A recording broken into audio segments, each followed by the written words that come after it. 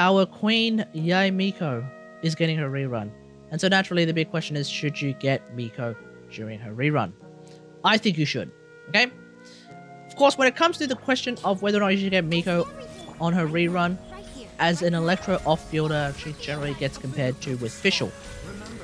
And I personally think that Miko is better than Fischl. And let me explain why. Fischl does have a few things that are an advantage over Miko. One thing that a lot of people don't like about Miko is that you do have to press right here, right now, emerge in order to get all her turrets out. Whereas with Fischl, you just summon Oz and move on. So that's of course pretty good. Fischl also has an A4 passive that is very strong, especially in quickened teams, that allows Oz to effectively become a turret. But keep in mind, this is only with Electro-based reactions. Spread unfortunately doesn't count, which means if you're going to play Fischl in, say, a Tighnari team, it's not going to work all that well. Miko, on the other hand, doesn't care, so there is that.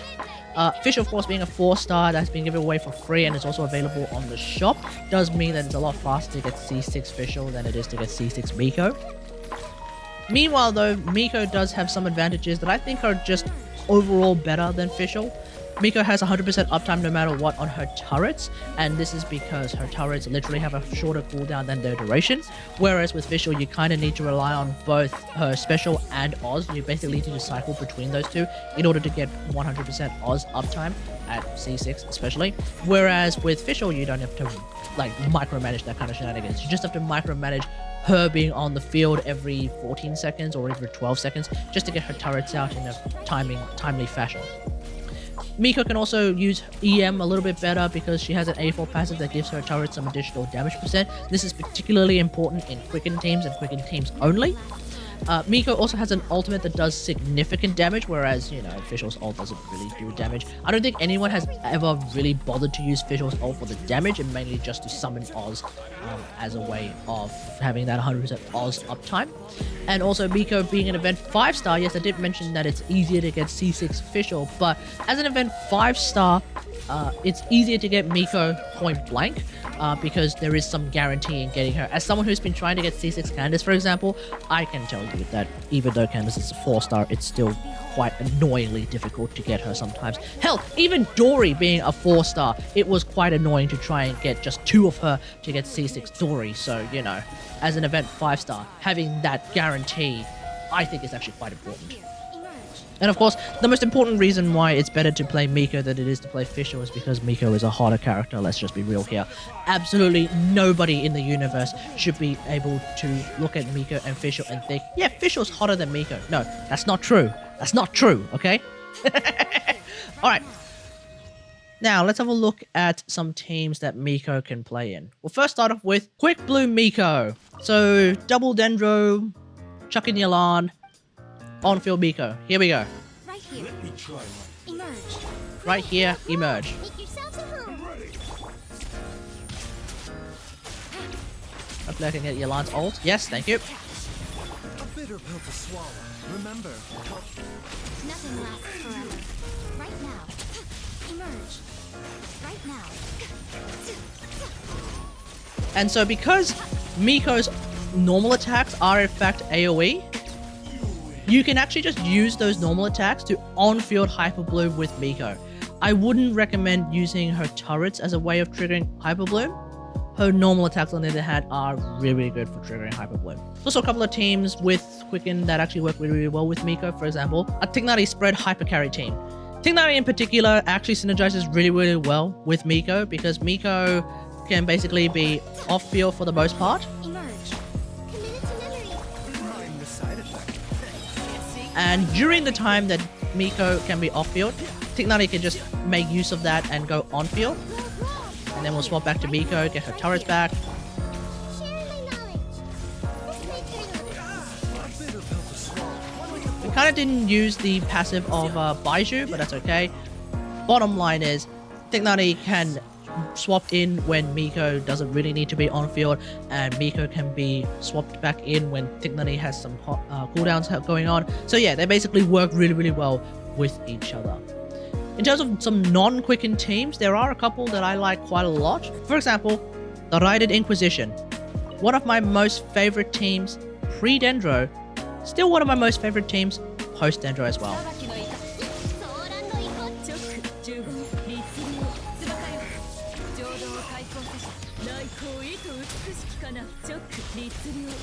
With the power of C6 Sara, 海のちぎりよ we're also going to refresh the turrets. Ah. ご安心を And we'll have on-field A being supported by off-field Miko's turrets. So it's a lot of electro damage that's just being pumped out by this team. And then of course, pretty much any team where you would think about running an off-field electro character, you can bring Miko. For example, a Diluc team. I won't necessarily use this myself, but as a proof of concept, we have options.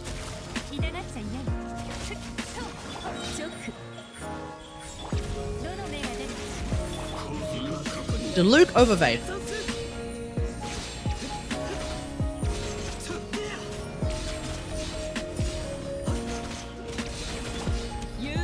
And because I have Miko's ult available, why not?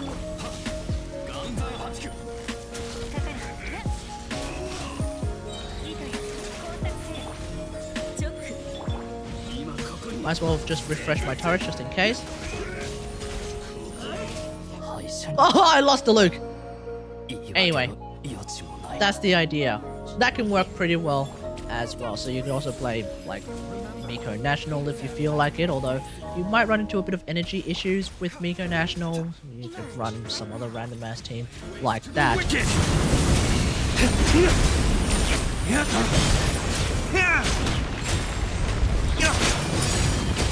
Right here.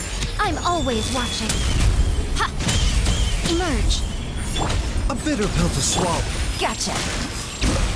Game's up. Alright, let's quickly go through the weapons that you can use with Miko. There's actually quite a lot of options available. So, Kagura's Verity is her best in slot. It is in fact her signature weapon. It works very well with her kit. Kagura's Verity is also a great weapon to get for a variety of other characters, namely Nahida and Lisa. So if you are someone who likes to play Nahida or Lisa as well, then I would probably go for Kagura's. Otherwise, you could potentially use Thousand Floating Dreams as well. I hear it's good on Miko. Otherwise, you could also try and use Lost Prayers, especially for on-field Miko, or Skyward Atlas, which is just a decent general-purpose weapon anyway. Outside of that, we have some great 4-stars for Miko as well. The Widsith is a goated option for Miko, but keep in mind that's for 10 seconds every half minute. So there will be some time where it's not in fact a goated option for Miko. You could also potentially use sack frags for the EM specifically, but otherwise I wouldn't bother with the passive of the cooldown reduction on Miko because of the fact that she does have a very, very fast cooldown. And then on top of that, you could potentially use Magic Card, I guess, but I personally refuse to use a 3-star weapon on a 5-star character. If you're playing on-field Quicken Miko, then you could also use Hakushin Ring. Hakushin Ring is a really, really strong option because it provides the entire team with some damage % bonuses, and if you're playing something like Quickbloom, for example, you should be able to get both the Dendra and Hydro damage bonus for Miko and her allies, namely, for example, Nahida and Yalan, and at that point, that's going to be really, really good. Okay, in terms of the artifacts to use on Miko, you also have a couple of options. My personal preference is 2-piece TF, 2-piece attack descent, because we don't actually have a really good 4-star set on her at the present moment, so 2-piece is generally speaking the way to go. You could potentially run 4-piece Gilded, you could potentially run 4-piece TF and mainly focus on the extra reaction damage bonuses that you get out of 4-piece TF. It's not going to be super duper useful in getting the cooldown reduction that you get from 4-piece TF though, for the same reason that I mentioned with something like sack frags. In terms of the artifacts to actually get, I would recommend going for EM Electro Crit. Let me explain why. So you could potentially go for an attack sand instead of an EM sand. In Quicken specifically though, which is what I tend to play Miko in quite a lot these days. The EM turrets tend to do around about 17% more damage, all things considered. Now keep in mind I do have an EM sand that has a bit more crit damage than my attack sand, but not enough to warrant the 17% additional damage. EM itself seems to be the hard carry in that particular regard. That being said though, the attack sand does result in my ult, even in Quicken shenanigans, doing 10% more damage, so keep that in mind. In the grand scheme of things though, it seems like her turrets will be doing more damage overall than her ultimate. Yes, her ultimate does quite a lot of damage, but in the grand scheme of things, it's going to be her turrets that are the majority of her damage. So at that point, I would recommend running an EM Sand over an attack Sand.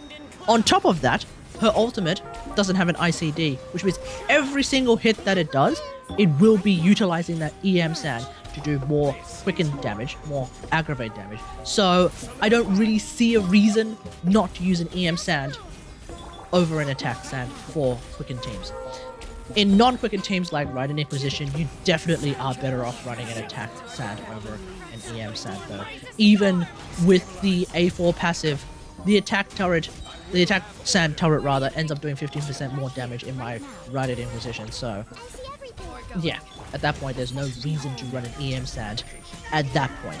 But if you're primarily going to be playing quicken teams, which she tends to excel quite well at, then I would highly recommend running an EM Sand over an attack Sand. That being said though, generally speaking, the difference is not super duper huge, so just keep that in mind. So yeah, in terms of her general kit, I think Miko is a wonderful choice. And if you want to get Miko's Constellations, then I think Miko is one of the few characters, like Yelan for example, who have really good Constellations, and so every single Constellation is generally speaking a banger. Let's go through all of the Constellations. We have Constellation 1, which I actually have. This one basically allows Miko's ultimate to effectively have half its energy as a cost. So basically the idea is that as long as you don't screw up and accidentally use her ultimate right as her turrets disappear, and therefore as her turrets have actually disappeared, you should be able to get basically half your ult back. And that's really, really good. It also means that the energy requirements for Miko, in my opinion, drastically reduce. So yeah, it's pretty good. Especially in quicken teams as well, where half the time you're really just thinking about using her turrets and just that's about it. Being able to just be like, oh, her ultimate's back, let's use it. Whether it to be to iframe, or to iframe and do a lot of damage, or to iframe, do a lot of damage, and then reposition your turrets. Like, there's a variety of ways where you can actually just use her ultimate to just be really, really useful. For example, in Spiral Abyss, one thing I like to do is, if the enemies start at one side of the chamber, and then a second wave of enemies are starting in the other side of the chamber, I will use Miko's ultimate as a way of just repositioning and refreshing the turrets again, so that's really, really good. C2 is basically a tier increase in the amount of damage that her turrets do. Generally speaking, that's really, really good. This is, of course, talent damage increase, so that is, of course, actually going to be very, very strong as well. I look forward to getting C2 with her rerun. The attack range is also, I think, really important as well, because I think they've reverted one of the things that they tried to do for Miko's turrets, which was make those turrets attack the closest enemy, whereas now they are still going to be attacking random enemies, which is in fact actually really, really good as well. One thing I forgot to mention, Miko's turrets have a random attack pattern. They randomly target enemies, which means, in Quicken Shenanigans in particular, the way that ICD works is that it's a once every 3 hit, every 2.5 second type dealio per enemy. So if your turrets are attacking different enemies, every attack should be hitting a quicken. Every attack should be applying electro, and therefore having a reaction, which means that you should be doing more reactions. The idea is that you should be doing more reactions against more enemies, so that should be really, really good. C3 is more, I believe that's turret damage, so that's a turret talent increase. C4 is additional electro damage bonuses, which for Quicken Shenanigans is actually really, really good. Electro damage bonus double dips for Quicken. C5 is additional ult damage, and her ultimate hits really, really hard, so that's pretty good in my opinion. And then C6 is basically defense ignore for her turrets, which anyone who has C2 Raiden knows that that is in fact very, very strong. For C6 Miko, this is something that happens with her turrets as opposed to her ult, so it just makes her turrets do even more damage to the point where it kind of becomes ludicrous.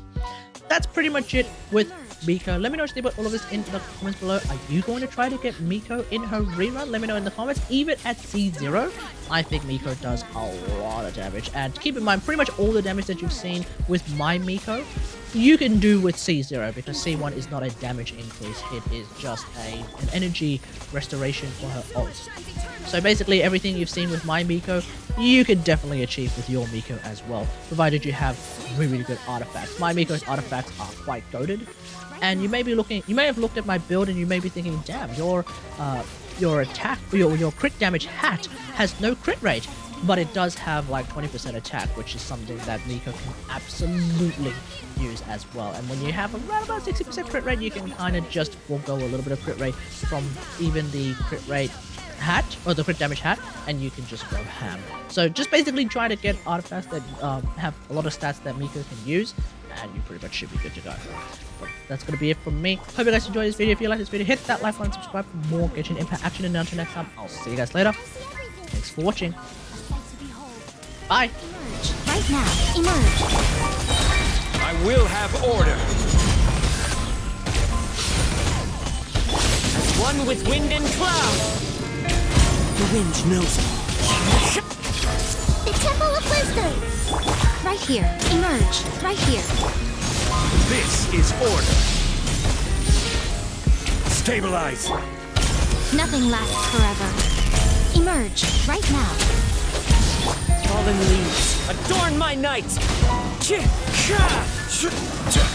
Order guide you!